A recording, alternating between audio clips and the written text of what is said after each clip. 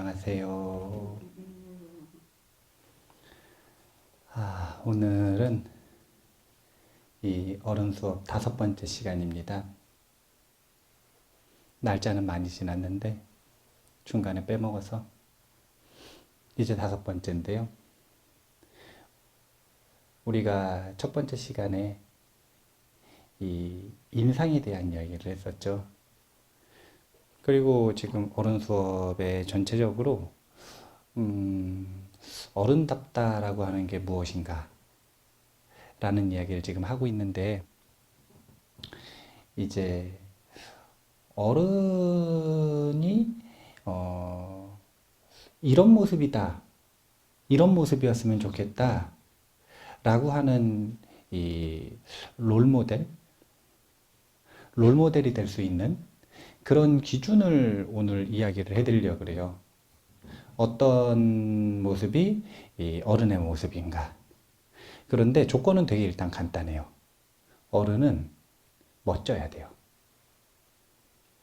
그래서 멋진 어른이 어떤 얼굴을 가져야 되는지, 어른의 새 얼굴에 대한 이야기를 제가 한번 해보도록 하겠습니다.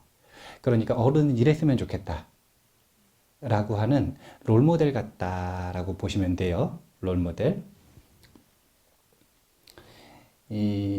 처음에 이 어른 수업 원고를 기획을 했을 때 원래 어른에 대한 이야기들을 이렇게 쭉 참고를 하려면 이 참고를 해야 되는 문헌들이 여러 후보가 있었는데, 이 부처님 말씀도 그 중에 후보였지만 처음에는 사실은 이 논어에서 많이 뽑았어요.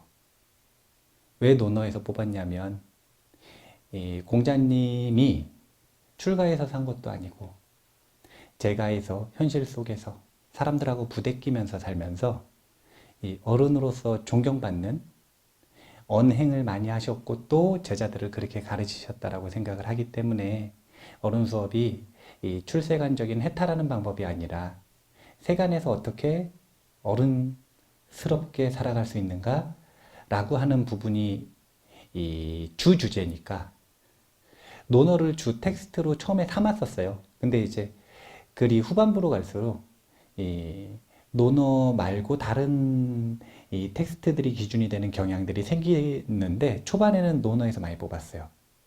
제가 이 논어 구절 중에서도 사실은 제일 좋아하는 구절 중에 하나예요. 제일 좋아하는 구절 한번 읽어볼까요? 간단한 문장인데요. 멀리서 바라보면 근엄하고 곁에 다가가 보면 온화하고 그의 말을 듣고 보면 정신이 번쩍 든다. 이게 공자님이 생각하는 군자상이었어요. 군자는 이래야 한다. 이제 논어 속에서 어른스러운 사람을 군자라고 합니다. 그렇지 못한 사람은 소인이라 그래요. 그렇지 못한 사람은. 그래서 이 군자답다라고 하는 게 결국은 어른들이 이런 기준을 가지고 자신을 갖고 나가야 되는 건데, 지금 원근에 따라 모습이 달라지는 거예요. 멀리서 보면 근엄해 보이고 가까이 다가가서 보면 온화해 보이고, 그리고 직접 그의 말을 들어보면 정신이 번쩍 들어야 된다는 거예요. 일단 어떤 모습인지 감이 오나요? 멀리서 바라보면 근엄해요. 근데 곁에 가까이 다가가서 보면 온화하고, 그리고 그의 말을 들어보면 정신이 번쩍 든다. 정신이 번쩍 든다. 이제 오늘 이 기준을 가지고 이 어른 수업 내내 이야기를 할 거예요. 어른 수업 내내. 지금 이 기준하고 딱 맞지는 않는데, 한 인물 소개를 하려고 그래요. 인물 소개인데 이 한국의 슈바이처라고 불린다고 하대요.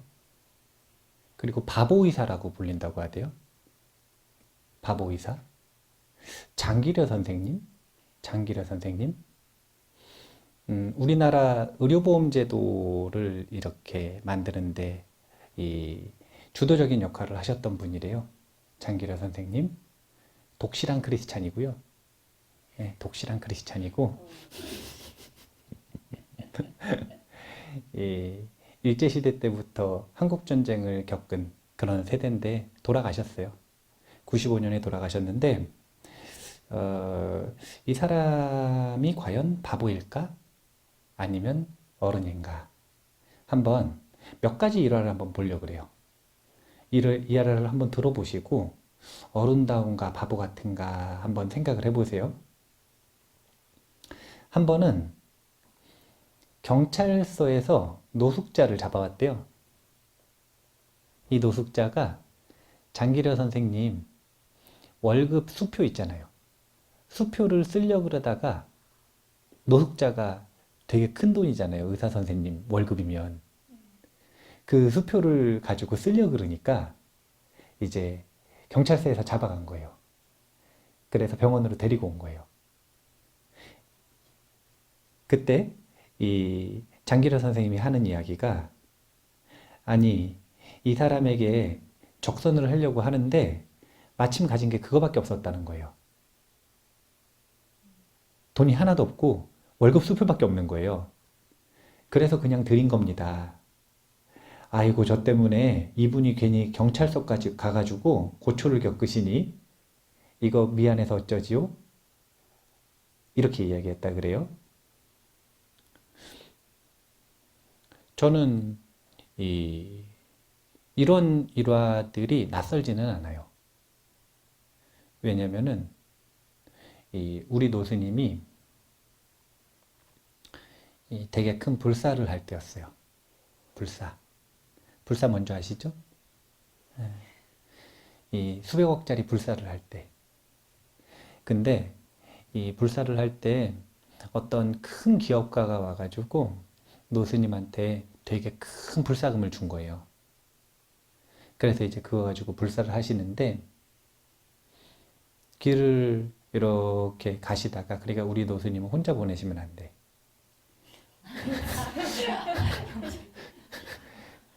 길을 가시다가 이 어떤 이 젊은 여인이 이 노스님한테 좀 도와달라 그러더래요. 보니까 애기 업고 있어가지고 뭐 자세히는 모르는데 뭐 미혼모쯤 되나 봐요. 그런데 노스님한테 좀 도와달라 그러더래요. 그래가지고 노스님이 그 불사금 받아가지고 가던 거 거기다 다 놓고 왔어요. 그래서 신도들이 난리가 난 거예요. 되게 큰 불사였거든요. 기업가가 준 돈을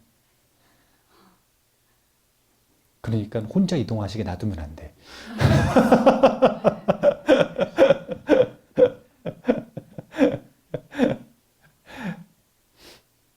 제가 입보살행론 할 때 자주 인용을 했었던 구절 중에 하나가 자기가 가진 게 있단 말이에요. 근데 이걸 저 사람한테 주면 난 어떡하지? 이런 마음이 있으면 그것은 악귀의 마음이래요. 악귀의 마음. 그런데 내가 가진 게 있는데 누가 달라 그래서 이걸 주잖아요. 아, 이걸 주면은 다른 사람은 어떻게 돕지? 이런 마음을 가지고 있으면 보살의 마음이래요. 둘 다 하나밖에 안 남은 걸 줄 때 고민이 있단 말이에요. 하나밖에 안 남은 걸 저 사람을 주면 아, 나는 어떡하지? 이런 마음이 먼저 들면 그건 악귀의 마음. 하나밖에 안 남았는데 이걸 주면은 다른 사람을 어떻게 도울 수 있지? 이 생각을 하는 건 보살의 마음이랍니다. 월급 수표밖에 없어가지고 월급 수표 줬다가 노숙자가 경찰서에서 잡혀온 이 일화는 이제 이 장기려 선생님 자서전에 해당되는 이 바보의사 시리즈들이 꽤 많더라고요. 남녀노소 이 애들용부터 시작해서 어른용까지 해서 많은데 자주 실리는 일화예요. 자기 월급 다 주면 바본가요? 큰 불사 해야 되는데 불사금 놓고 오면 바본가요?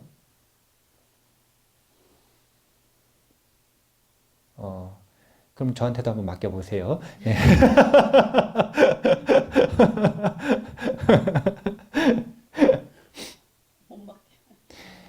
또 한 번은 이제 장기려 선생님의 특징 중에 하나가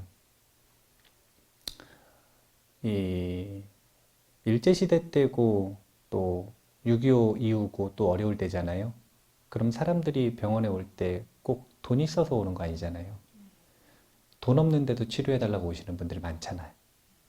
그러면은 그분들 이제 몰래 자기 월급 빼가지고 계산해주고 자기 월급도 모자르면 도망가게 하고 뒷문으로 도망가게 하고 그런 분으로 유명하거든요. 근데 한 분이 이제 못 먹어서 영양실조가 걸려서 온 거예요. 그래서 영양실조 처방전이 뭐냐면 이 환자에게 닭 2마리 값을 주세요. 금액은 저의 월급에서 제하면 됩니다. 그래서 이 본인의 월급 가지고 월급에서 이 허락되는 한도 내에서 돈 없는 환자들을 많이 치료하기로 유명하셨던 분이라 그래요. 너무 심하니까 병원에서 허락을 안 해주는 거예요. 왜냐면 박사님 월급 다 나갔다고 이미. 그럼 아까도 이야기했다시피 밤에 몰래 비상구로 탈출시키는 거예요. 자, 병원에 이런 의사 있어요. 바본가요?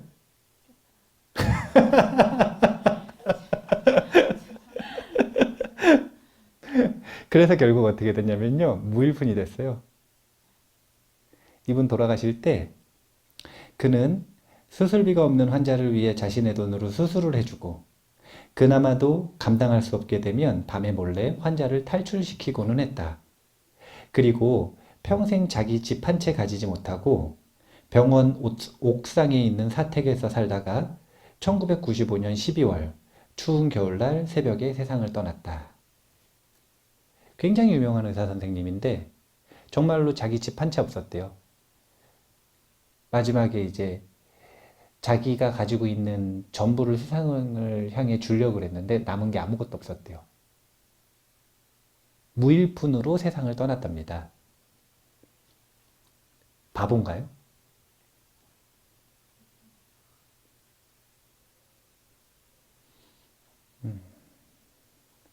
우리가 한번 생각을 잘 해봐야 되는 게 있어요. 그게 뭐냐면 이 어른으로서 멋이 있다. 어른으로서 존경받을 만하다. 라고 하는 것은 그 사람이 가지고 있는 모습에서도 당연히 그런 마음들이 일어날 수 있지만 그것만큼 중요한 게 그 사람이 가지고 있는 가치관, 그 사람이 가지고 있는 삶의 방향성, 이것도 정말 중요한 거예요. 정말 중요한 거예요.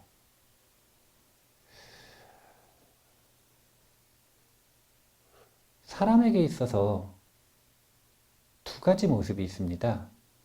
어떤 모습이 있냐면